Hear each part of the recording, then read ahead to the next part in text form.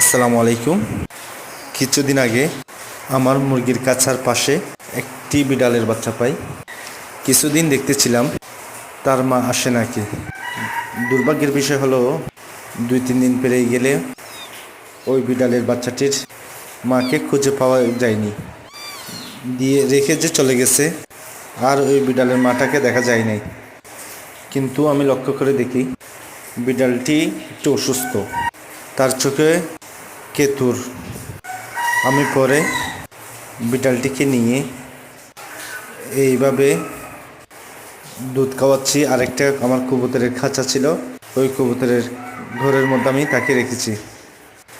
আসলে আমার বিড়াল পালার মতো তেমন সুযোগ সুবিধাও নেই।